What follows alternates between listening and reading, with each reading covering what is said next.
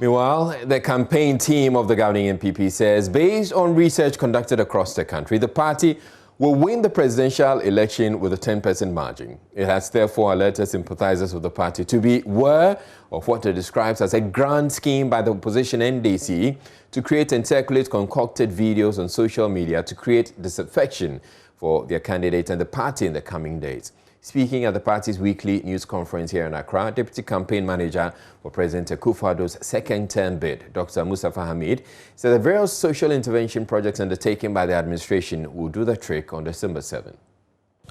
I am sure you have seen many of the opinion polls that have been put out by all these organizations, Economics Intelligence Unit, Political Science Department of UG, Benefsin, all of these polls that are in the system.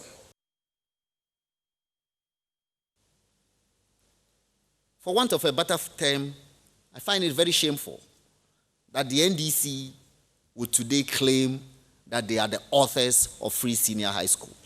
I saw something on social media where a young man said he went to senior high school in 2014 and he collected fees from his mother and father and paid the fees. Now, his mother and father are demanding the fees back from him, saying that John Mahama said that free SHS existed in 2014.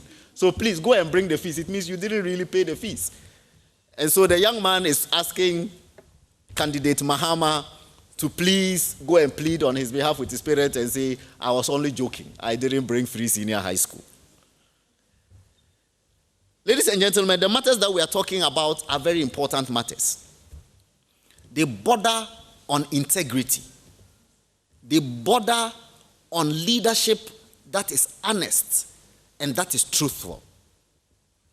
For us, the Muslims, there's a profound Quranic chapter, Quran chapter 103, which says, by time man is in loss, except those who believe and do good works and exhort one another to truth and exhort one another to patience. Truth is a non-negotiable requirement of leadership. You cannot have a leader who says something today and says the opposite tomorrow, and says something today and says the opposite tomorrow. Flip-flop, wishy-washy, untruthful leader.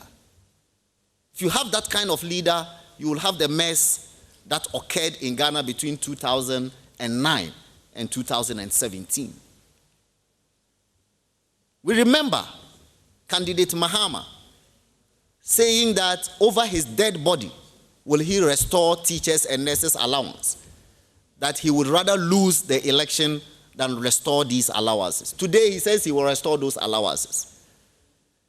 We saw him say we should not implement free senior high school, quote, on the whimsical promise of a desperate politician, unquote. And today he says he will implement free senior high school. We saw him say he would do a $10 billion Hope City. That fell flat. Today he says he will do a $10 billion big push. What's the obsession with $10 billion? Now here, Dr. Mustafa Hamid warned or asking the party to be aware of what they describes as a grand scheme by the opposition NDC to create and circulate concocted videos on social media.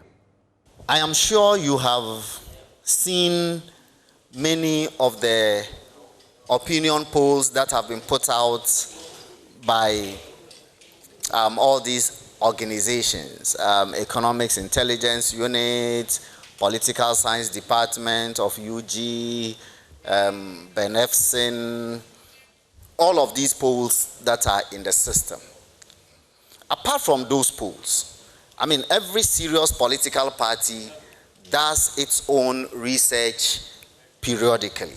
And all the research that we have done this far shows that says that we are winning the election by at least 10 percentage points.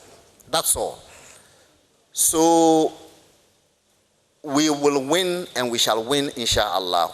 That one, our research tells us. So we are confident, and we are confident about it, as I said, on the back of all the good things that we have done for this country in 4 years, the volume of work, the people who have been lifted out of desperation and destitution, and all the young people who have been given a ray of hope for their future based on the youth programs that Akufo-Addo has rolled out. All of those things are the reason the people are saying they are going to vote for us. Now, as regards what you call a banter between the president and the special prosecutor, I don't think that, first of all, there was a banter. He resigned. The president accepted his resignations. He sought to say certain things that the presidency refuted. And that's the end of the matter for us. For us, that is a non-issue. What is the issue is what we have done for the Ghanaian people, based on which we think the people are going to vote on December 7th.